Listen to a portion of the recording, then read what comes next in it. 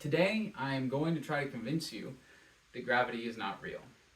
I know that sounds insane, right? It's one of the most fundamental things that we're first taught about in school, right? That, if you drop two objects, like, let's say this water bottle full of water, which is heavier than this expo marker, right? If you drop them at the same time, they will reach the ground at the same time.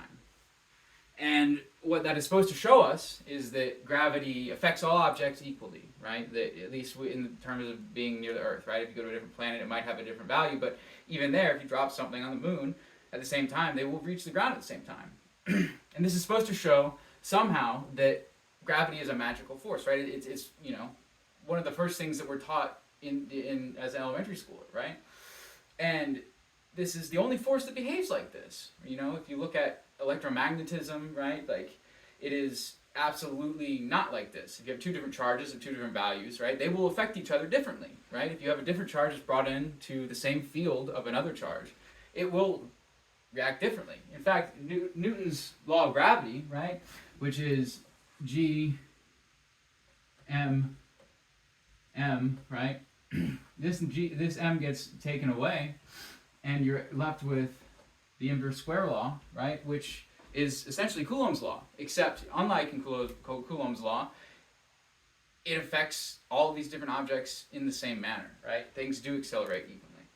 And Newton himself, in his Principia de Mathematica, realizes this, he can't explain this, right? Even though his laws were able to explain Kepler's observations of the movements of celestial bodies very well and accurately, he could not create a derivation for it that made any sense to him, right? It was something that he struggled with his entire life. And then Einstein comes along, right? Hundreds of years later, right? And starts looking at this and says, well, what if these two different inertial reference frames are the same? And he thinks about a man falling off a roof, right? This is one of his best thoughts, he thinks, is that he imagines this man falling off a roof, and the moment that he reaches terminal velocity, he tries to decide if there's a way in which he can differentiate between that place, that inertial reference frame, and one of a person who's, let's say in a spaceship floating in zero gravity, right? And he starts to realize that he can't differentiate it, and so he makes the assumption, like, what if they were actually the same situation? What if you were in a situation, if when you're falling and when you're in outer space, you are experiencing the same forces, what would that mean? And what that meant to him was that you aren't experiencing a gravitational force ever. In fact, the only force that you are experiencing is when you're standing, right, is the normal force of the ground pushing up at you. And in order to be able to explain why objects have a tendency to fall towards large, massive objects, he starts to envision another example of a way that could come about, right? And what he starts to think about is an elevator, right? And so if you imagine an elevator, and everybody has experienced this when you're in an elevator, if you jump, right? Let's say we have the same two objects, like a hammer and a feather, right? One way is to have them be attracted to the ground, right? And another way is to say that what if there is a string, right, pulling this elevator up, like we experience, right? Now, as you jump in the elevator, what happens? You aren't accelerated towards the earth faster, right? You're not affected by more gravity, but you do feel heavier. You feel as if you fall faster because the ground is accelerating up to you, right? And so he says that something is pulling up on this elevator, and these two things move, and it appears if you're on the elevator, right, if you're on the earth, that we approach directly down, right? And what he realizes is that this can come about, right? The way he describes it is by merging space and time and saying that mass does not attract things, right?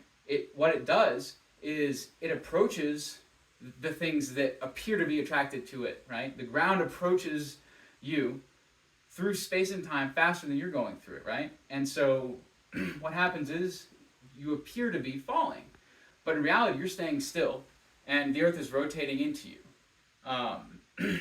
And it kind of goes along with this notion, right? It's like it's a throwaway colloquialism, but what happens is it's not the fall that's killing you, right? You're never actually experiencing gravity. What you're experiencing when you is the only thing that you'll experience is the moment that you hit the ground. And it's not the fall that kills you, it's the stop. And this has a lot of really weird thoughts, right? But if you follow it out to its final moments, you realize that it makes a lot more sense, right? It starts to explain why this is the one force that behaves differently than others. Because it's not a force, right? What happens is that the mass is warping whatever we consider to be the straight line path, right? When you observe an object go in a parabolic arc as it's being thrown, you're not observing it being pulled towards the earth, right? What you're seeing is it staying stationary, right? Or it moving in a velocity that's consistent, and then space itself being warped into the object that's underneath it, right? And so what it appears to be is a parabolic arc, right? In the same way that if you witness somebody moving on a train, right, dropping something, to them it'll look like it goes straight down, right? But in all reality, if you're watching it from the sidelines, you'll see it move in a curved fashion, right? Because at each moment, it's moving down relative to them,